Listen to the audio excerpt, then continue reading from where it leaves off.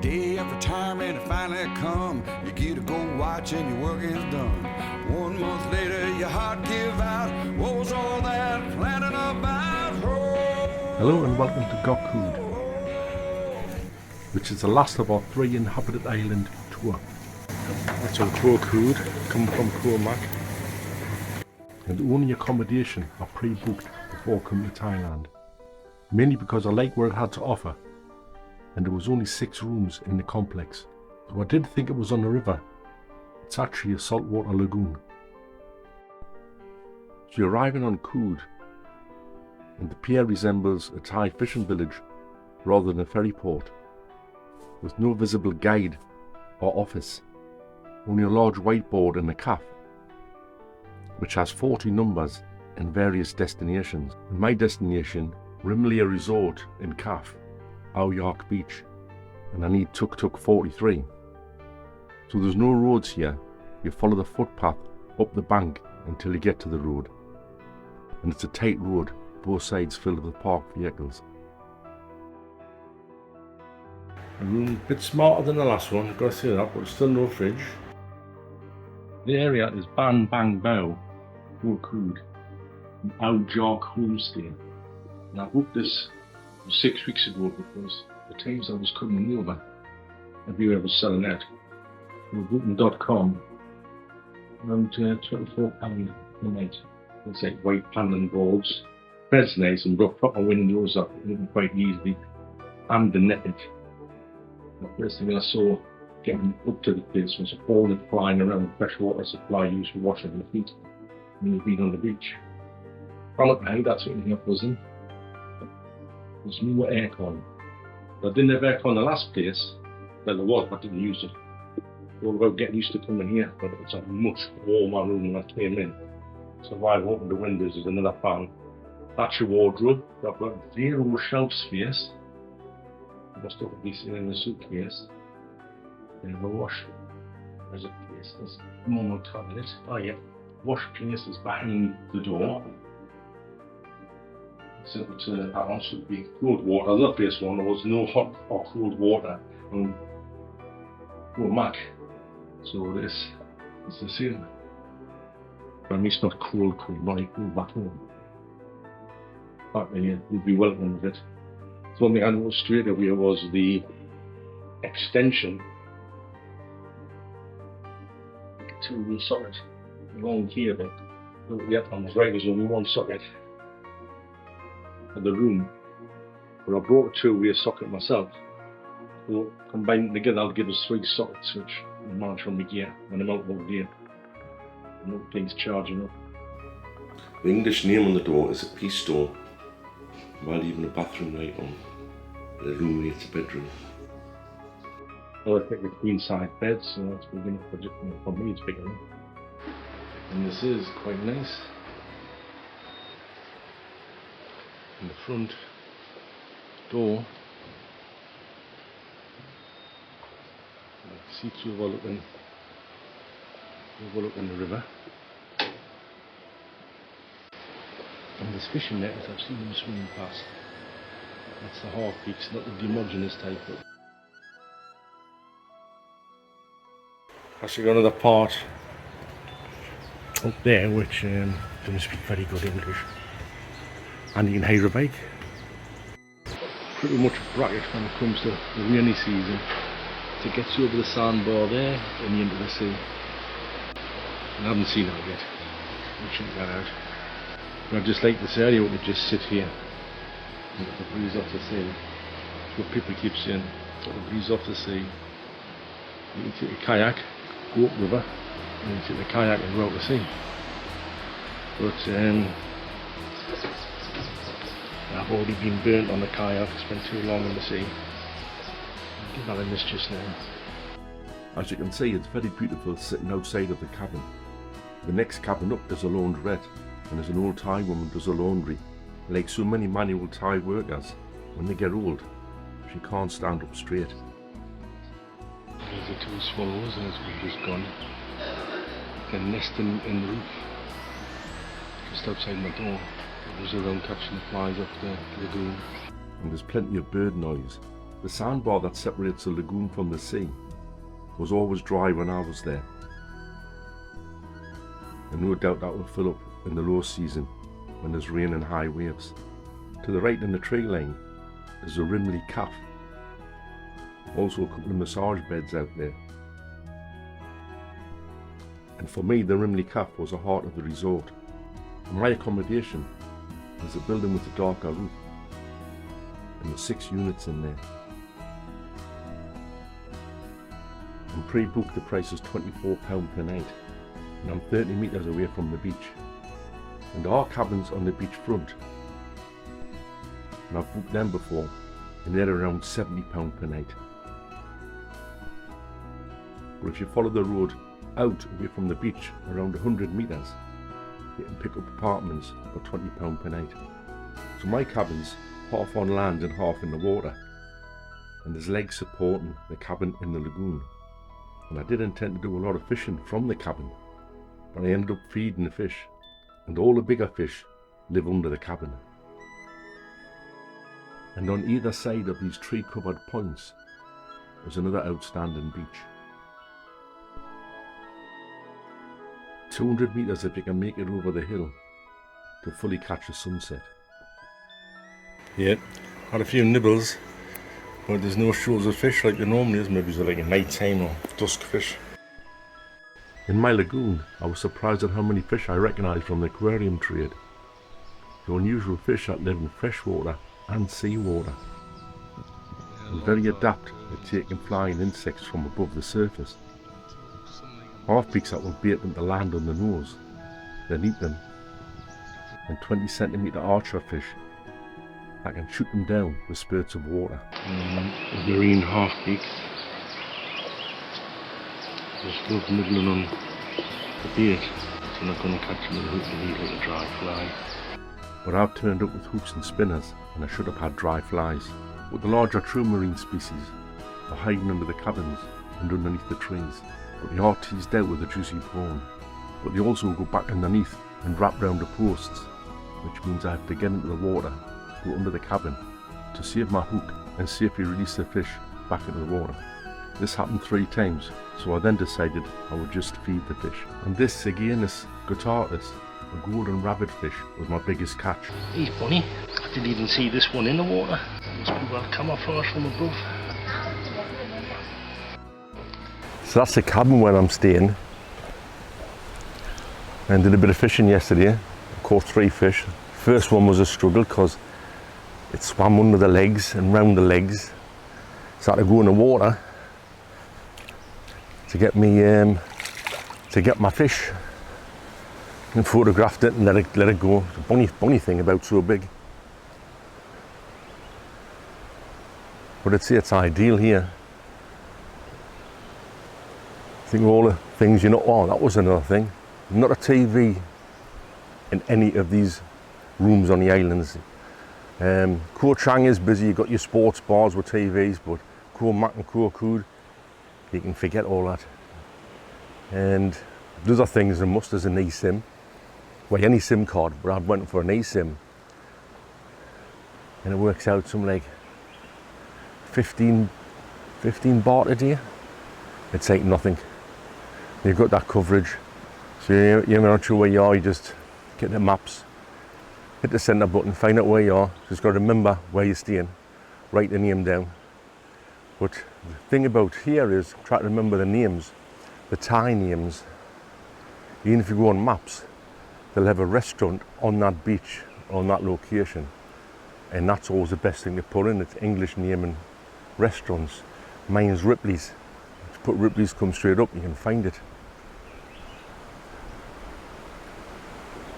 So, yep, if you want a bit of this and you can get away for a month, 2 months, 3 months, I've met people that's in sheltered accommodation.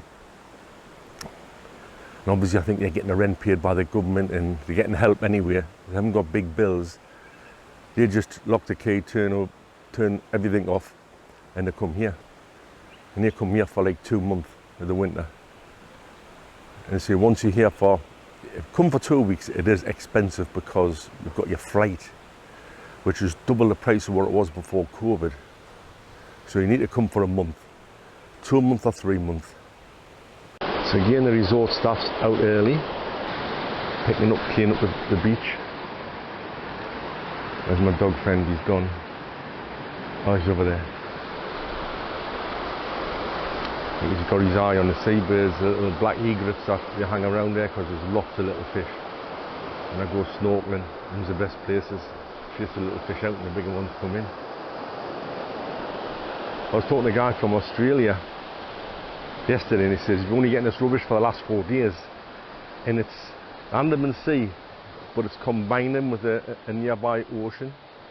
So you only get one low tide and then the tide of the bigger ocean forces it back, and that's when you get all this crap on the beach.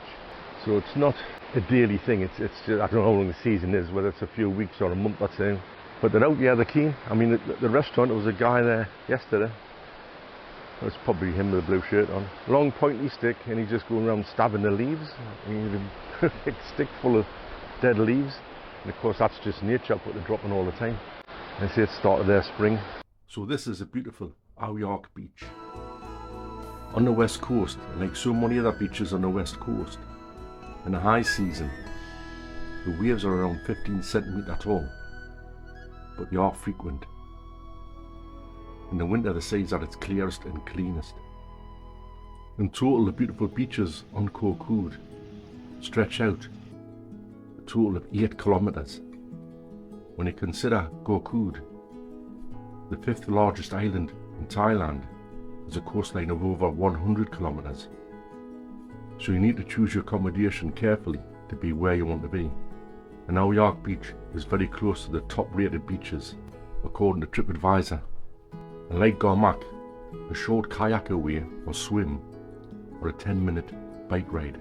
So you will be looking for accommodation on the west side of the island, and that's where the nice beaches are.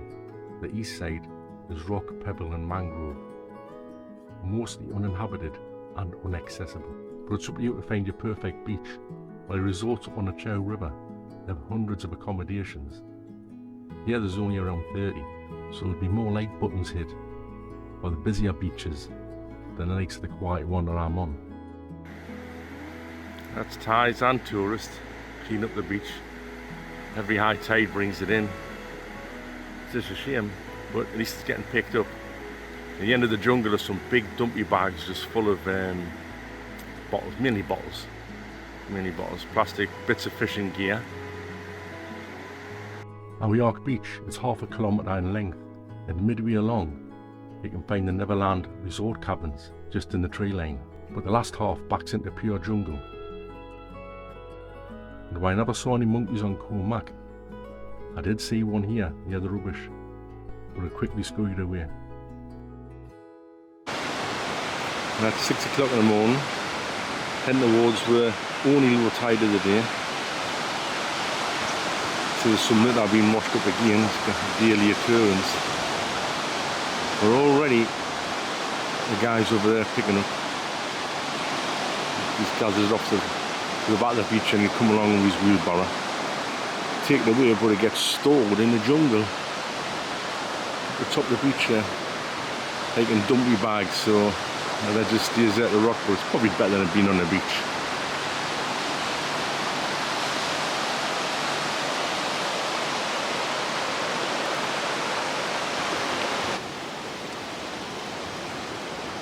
There's the beach houses facing the sea.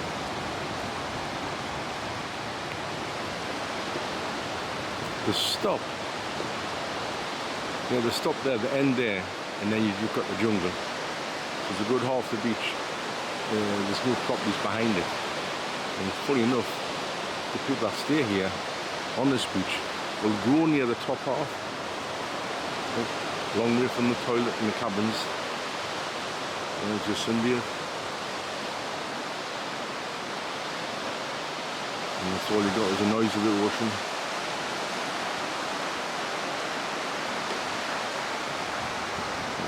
Somebody else up that early.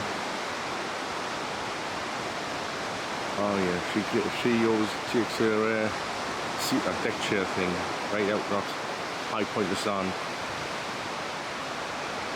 She's there all day. I think listen to a book. So figures I can give you of my experience here is your digs. It's going to range between 600, 1,000. Here's the 1,000, it's the most dearest.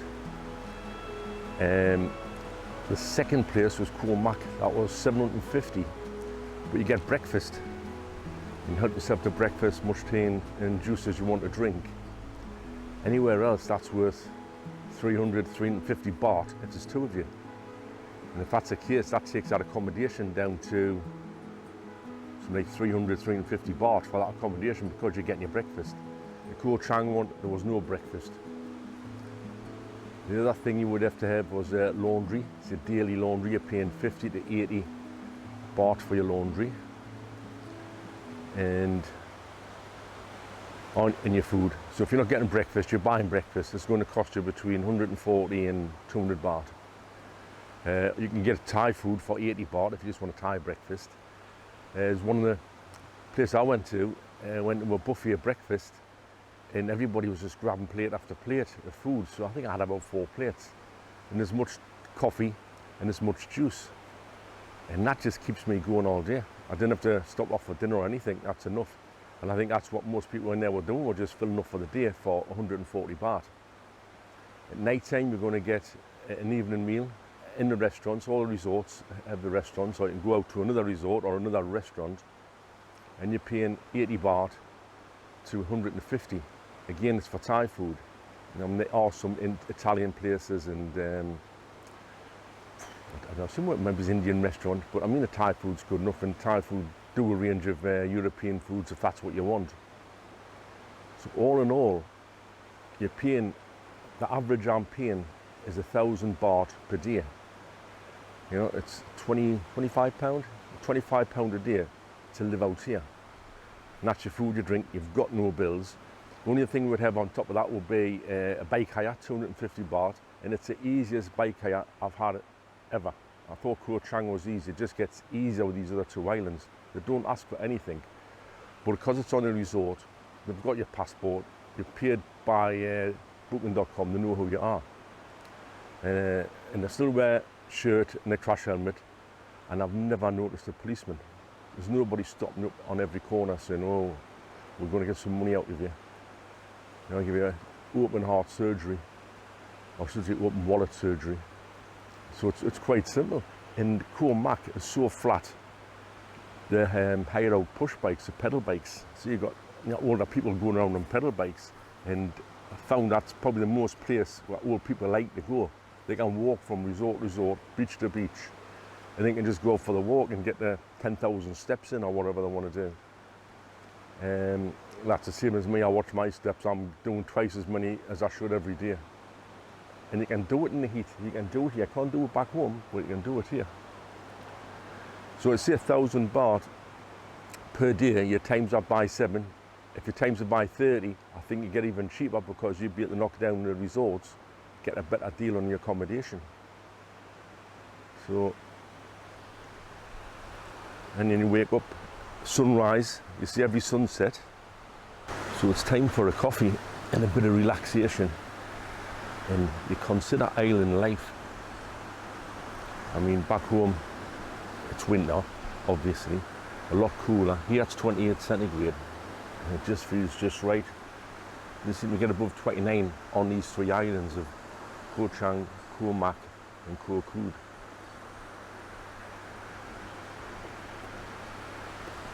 But at the same time, Bangkok's sitting on 42 centigrade, and probably warmer. Maybe not as warm, but warm again in Pattaya. So it's a much better climate. And the sea, the beaches are fantastic. So where most retirees will go and retire in Pattaya, just because they don't want to be lonely. And if you don't think you can retire, then you've got to admit how expensive it is to live in your own country. Now it's not just the UK. But I've talked to a few Europeans out here, and they feel the same as what we do. Everything's getting more expensive. Inflation isn't slowing down. And the government just seems to be hauling bills and bills onto the taxpayer. So if you can afford to live, say, in the UK, you can afford to live here. But then you might not want to leave your family and your home behind. So just come out on a winter holiday. You know, 1 month, 2 months or 3 months, just get away for the winter. The money that you save on your heating bills will keep you going here.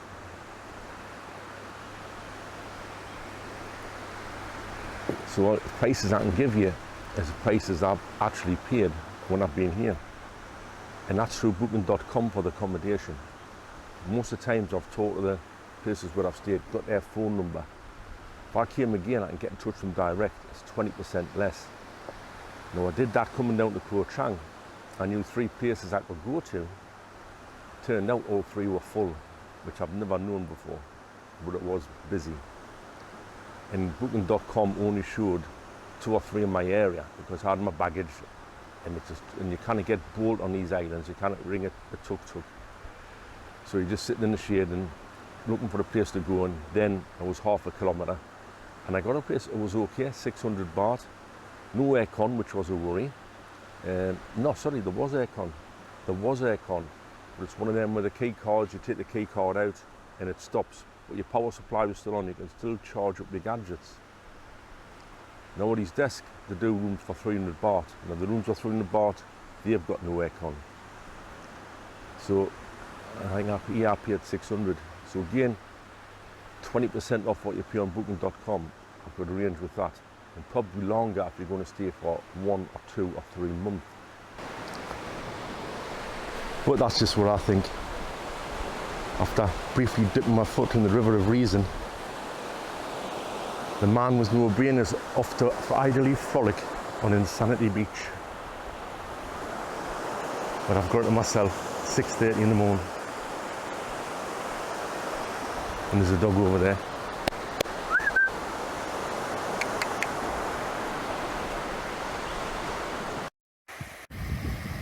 It's the closest we're getting to a sunset. And this is my own resort. I've travelled out twice for the best views. There's been too much cloud on the horizon. The sun just disappeared before, now it was gone. So back to my routine, the feeling to catch the sunset, and then going for first dinner at the Rimley Cafe at the top of the beach. And the 3 ladies that run the cafe do a grand job. And this is why you need to go to 7-Eleven before you get to the islands to get insect repellent. As the sun goes down, the insects come up for their dinner too. And always forget to switch to long sleeves and long trousers. The restaurant do burn scented sticks, which supposed to keep them away. And I find to go for the ankles and the legs.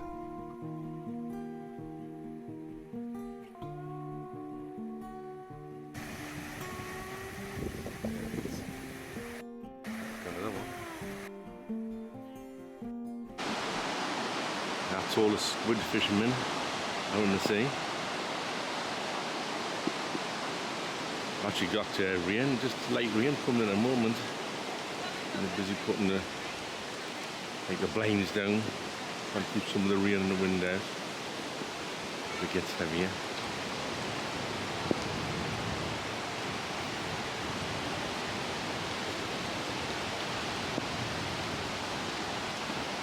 It's like 7 o'clock at night, and it's going to be one Rundy Beach. There's a restaurant. I'm going to get some grub, because they stop serving at 9 o'clock. I guess that means they're going to close. Yeah, it's a coconut curry with chicken. So it means the best curry they do. And the Leo. It was 140 baht. There you go. A kayak in the night.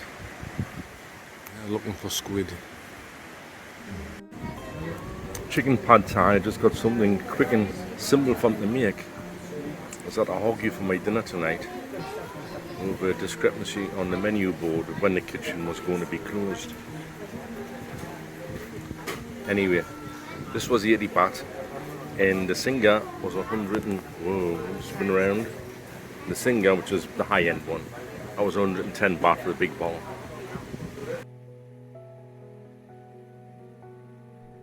Next morning, it's breakfast at the Rimley Cafe, and hiring a motorbike from them. as I check out some other spots on the island. And that's pancakes, fruit and honey.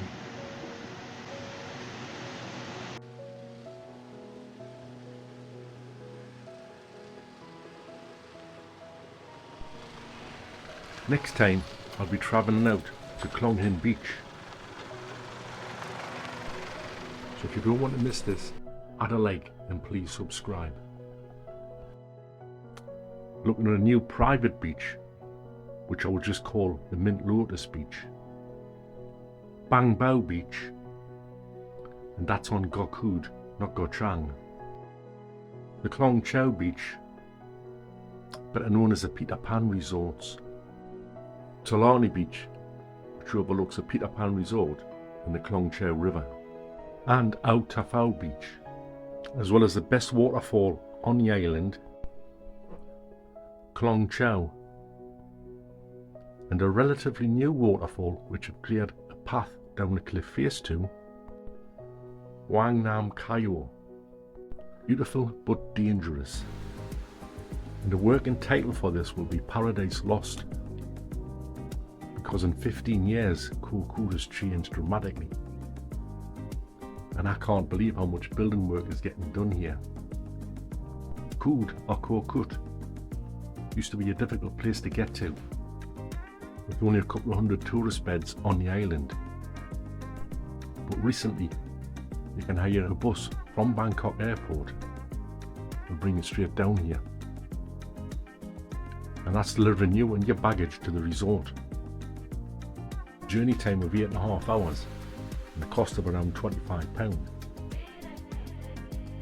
But Koh Kood also has an airport on one of the nearby islands.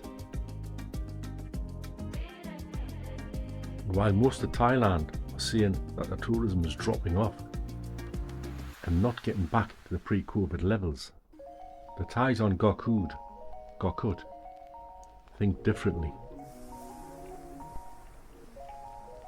And my resort on Ao Jark, with around 30 tourists in high season. In 2026 when I return, there'll be 300. So I'll just leave you with some snorkeling video from the edges of Ao Jark Beach. There are better places to go to. That's only if you're prepared to do the travelling. And the Rimley bike hire only have around 8 bikes.